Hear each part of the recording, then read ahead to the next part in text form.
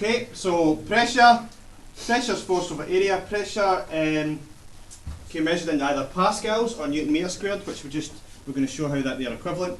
Force is measured in newtons, symbol N. Area is metres squared.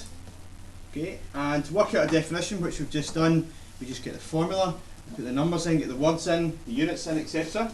So the definition comes out as pressure is the force per unit area. And you get that from the formula. Really easy to get it from the formula.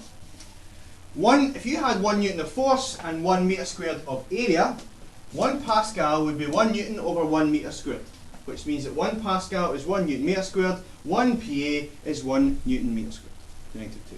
1 n to negative 2. So we're giving you that because sometimes in the questions they give you in Pascals, sometimes they give you as newtons per metre squared.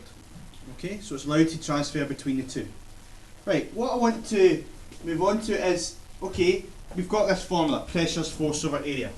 P equals F over A.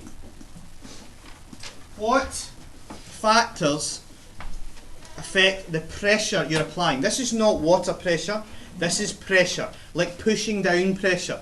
You put pressure on something, okay? This is not pressure from being underwater and you're feeling the pressure of the water. This is, I'm applying pressure to a surface, what affects that pressure, okay?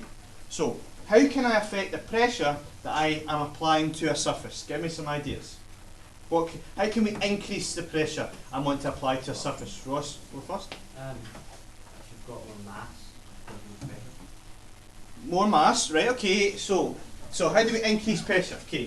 Okay. To increase pressure, we could. So Ross has said more mass. Right. What does more mass give you, Ross? More weight. More weight. So more mass means more weight. And what does that give you, Ross? Because weight is W equals mg. Greater force. Greater force. So more mass means more weight, which means more force. So you've increased the force. Okay?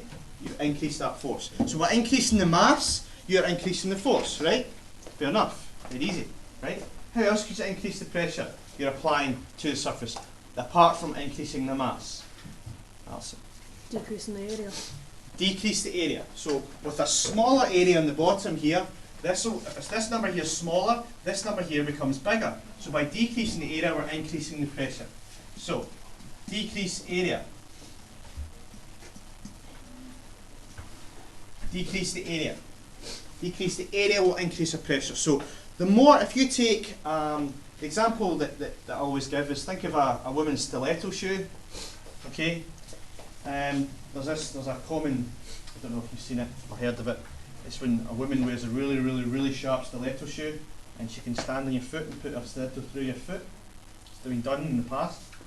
Really sharp stiletto. Okay, it can go through your foot. It's not because it's so sharp that it just slides right through there. It's because the point of the stiletto is so fine that the surface area is so small that the force that she applies needs to be the same as she does from walking around, but applies so much more pressure that that pressure means it goes straight through. The pressure allows it to go straight through. She's applying the same force, but you're applying more pressure, so it's allowing to go through your foot. So it's not about how much force she's applying, it's about what the surface area is over which you're applying it. If you have your hand, say, and you push down the desk with the whole palm of your hand, you're not going to do as much damage to the desk as you could if you push down with your finger the same weight. Now your finger can't support that, because your bones can't support that weight. But if you could push down on your finger, you'd apply more force over a smaller area, or the same force over a smaller area, which means that you're going to cause more damage. Okay, so it's all about the surface area. The smaller the surface area for the same force, the more pressure is being applied. Okay? Right, so more mass, which means more weight, which means more force. You could also have just more force. Okay? So increase the force.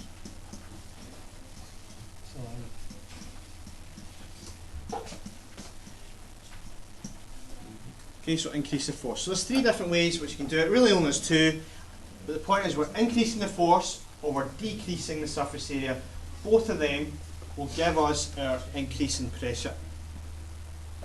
Okay, both of these will give us an increase in pressure. Right, we're going to look at a past paper question on this, just about the effects of pressure and what it means. Not water pressure. Most past paper questions are based on water pressure. Okay, so there's the odd one that talks about like surface pressure and things, but majority of them are all water pressure. Okay, so we're going to do water pressure next day.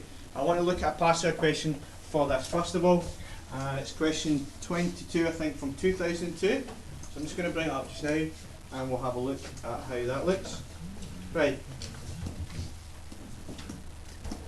So we'll have a look at this one, and we'll have a look at answering the second part of this. I think we're going to go